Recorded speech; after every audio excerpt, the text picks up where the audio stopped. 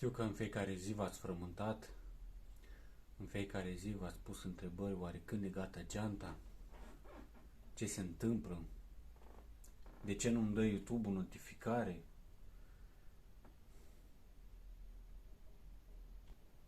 Oare nu i-a ajuns pielea? Oare s-a lăsat de YouTube? Oare nu i-a ieșit cusătura dreaptă și ar trebui să arunce geanta? Oare i s-a stricat mașina de cusut? Oare a reușit?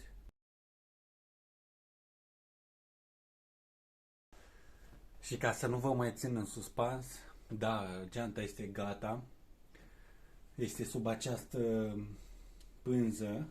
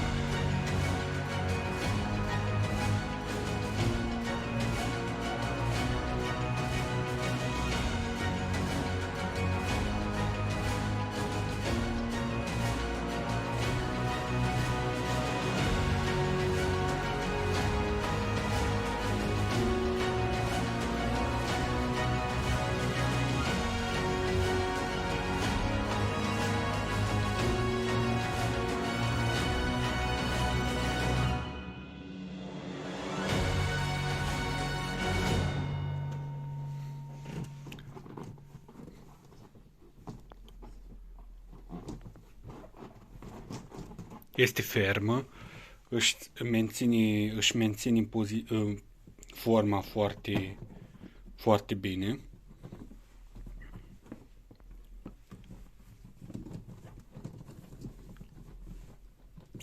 Are mânere așa mai groasă cum mi-a plăcut mie.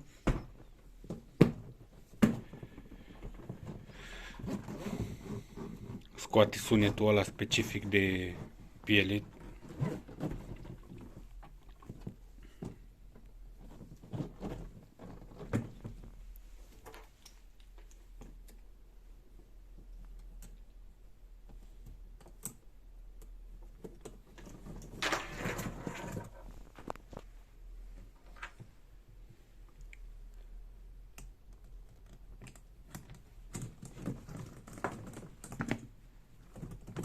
Partea interioară, asta, puteam să o fac, să o pun aici o piele, un velur ceva, pentru că poate să alunece destul de ușor. Dar e ok.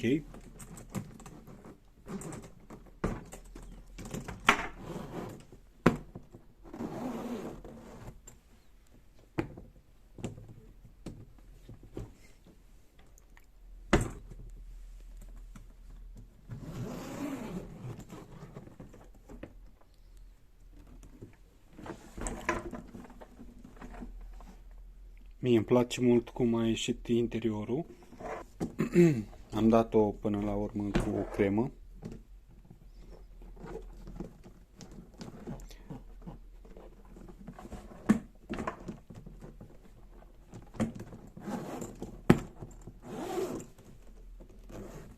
Spre surprinderea mea chiar nu se lasă. Am pus niște lucruri în geantă și am mers cu ea pe stradă și chiar nu se lasă. Mă așteptam să se lase mai tare, dar îmi place că își menține forma destul de bine.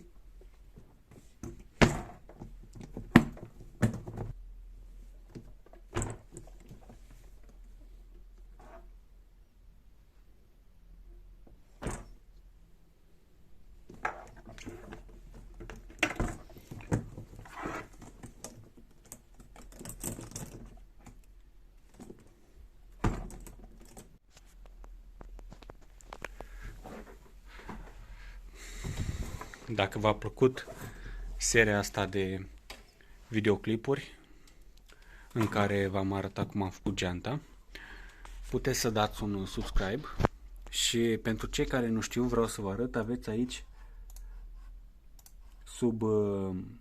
sub videoclip este un buton pe care scrie subscribe în engleză la mine sau abonați-vă, cred că în română, și apăsați pe el și aici apăsați clopoțelul ca să vă dea YouTube-ul notificare când mai postez ceva. Vă mulțumesc și ne vedem data viitoare cu un nou videoclip.